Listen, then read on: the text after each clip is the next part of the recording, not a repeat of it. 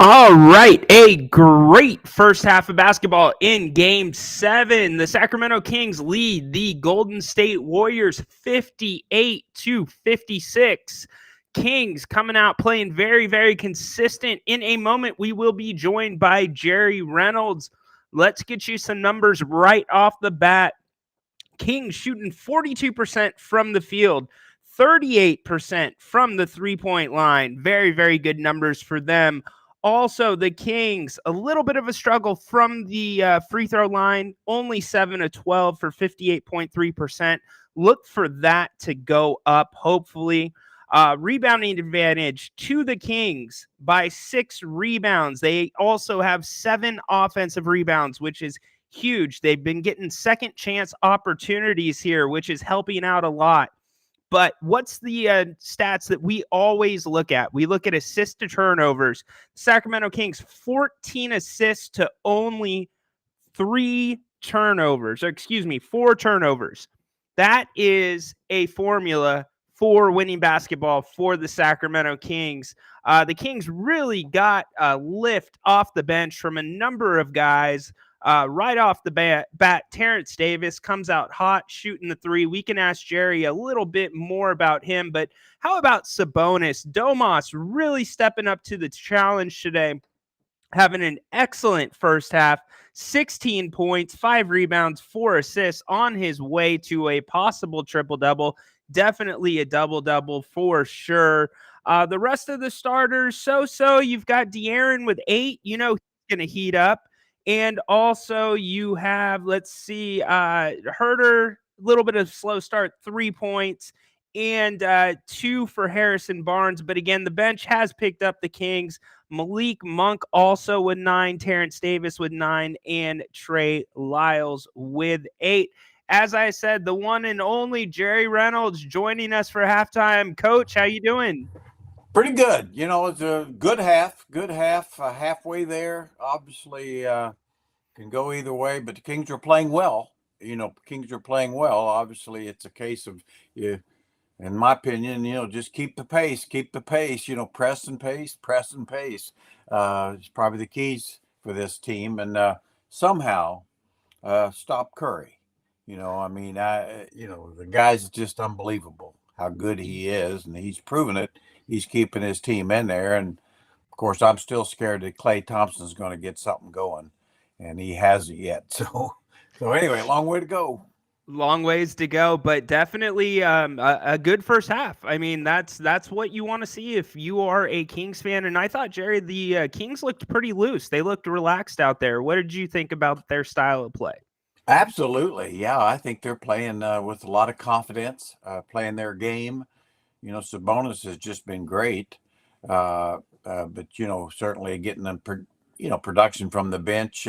Coach Brown really showing a lot of confidence in Terrence Davis, and he's got 3 threes, and so yeah, you have to like everything you see so far. I mean, it's a case that it's they're going to be, as the game goes on, some open shots that need to be made, and but I think both teams actually are playing their games and taking care of the ball pretty well. For the most part, players are playing as you probably expected them to play. Sure. I think for the Kings, obviously you haven't got much out of a Harrison Barnes and of course Klay Thompson for the Warriors, or Jordan Poole. Neither have been particularly effective. So second half will determine it. That's for sure. Yeah, absolutely. And talking about making shots and, both teams playing their games. What were your thoughts on Terrence Davis in that first half? Comes off the bench, hits a couple threes right off the bat, hit another 3 later in the second quarter. But Steph Curry is really taking advantage of him on defense. What do you think you do if you're Coach Brown with Davis's minutes? Yeah, I think if you want to, I mean, and certainly Terrence has helped him offensively, but you're right. I think it's a bad matchup. I would certainly rather see Fox on him, or certainly bring in Davion Mitchell or Monk. I think any of those guys would do a better job on Curry. I think the way Clay is going, if you wanted to, I mean, I think Davis Yeah. certainly would be a better matchup for him. So that'd be my only thoughts there. I noticed Jeff Van Gundy mentioned that, and I certainly agreed with his thoughts at that time. So, that's the key. I think in second half, both coaches they'll need to make some adjustments as this game goes, and that very well could determine the game. Absolutely. Jerry Reynolds joining us here at halftime. He will be back for postgame as well, and Grant will hopefully be here as well. How about Sabonis? 16 points in the first half, by far his best first half of the series. And also, it looks like he's being a little bit more aggressive with the jump shot, and they're breaking that 1-3-1 zone down, or 1-2-2 zone down a little bit. Do you think Sabonis will continue on that route, or do you see any adjustments he can make in his game to be more effective in the second half? Well, I hope so. I think with Sabonis, I mean, he doesn't want to score too awful much. I mean, I think that's been his real value, finding open Yeah. shooters, and he's doing that as well. Uh, I think right now, I mean, he's playing a terrific game, play at the same pace, do the same things. The Kings will be in great position. I think he's got his teammates, some of them can do a little more. I think I thought he's done a great job on the board, although he hadn't got a Yes. lot of rebounds. But what maybe people haven't noticed, he's done a marvelous job of screening off guys so Yes. that Keegan Murray, Herter, other guys can get in there and get some uncontested rebounds. So just overall, nothing to fault with other than missed a couple free throws, but he's done it. Yeah. And I think Fox probably is really working his butt off, but probably needs to be able to. We need to see Fox get in that mid range a little more often for those kind of automatic 10, 12-foot shots. Yeah, I agree, Jerry, with that. Do you see the Kings? I think they need to go a little bit more to the pick and roll. They have been extremely successful thus far, even getting the Warriors into the penalty with about 6 minutes left in the second quarter. Do you think you'll see more pick and roll here in the second half? Yeah, I hope so. I think they've went away from it a little bit because of the zone, but that you really don't have to. No, you don't. You can still find that guy to screen and play that. It just creates a little different passing angle where you may not get the roller, you may get somebody on the short corner. But I agree with you. I'd like to see more of that, and certainly in the Monk and Sabonis are just absolutely terrific in that two-man game, and so we'll have to see. But I think that's really something. And my guess is Coach Brown knows that's a go-to kind of play. That Yeah. if they really need a good look or a foul or something, they'll maybe go to that a little more often. Yeah, absolutely. Jerry Reynolds joining us here at halftime. Kings lead 58-56 at the intermission. Overall, a very, very positive half for the Kings. The crowd is rocking at Golden One Center, definitely having a impact on the game. Jerry, how important, we remember back to Game 7 against the Lakers, and free throws were just terrible.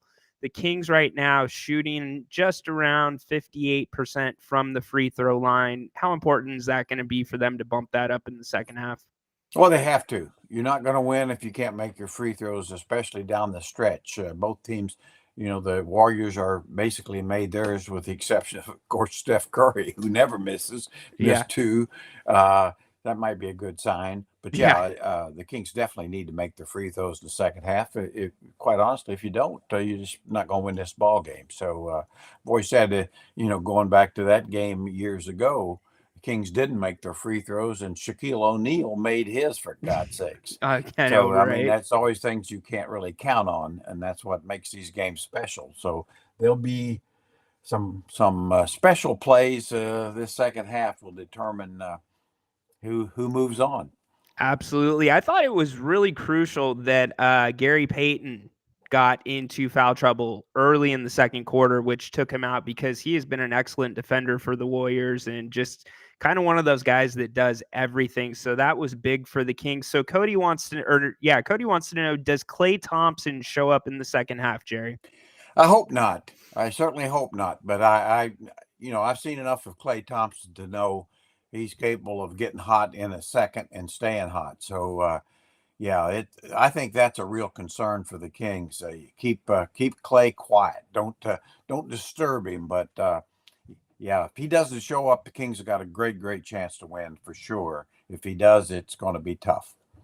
Absolutely. And I'll tell you what, if the Kings defenders keep him quiet, I will take all of them to Bennett's on me. Bennett's, awesome, awesome restaurant here in Roseville, Sacramento, and then also a third location soon to come in Rockland in the Blue Oaks Town Center.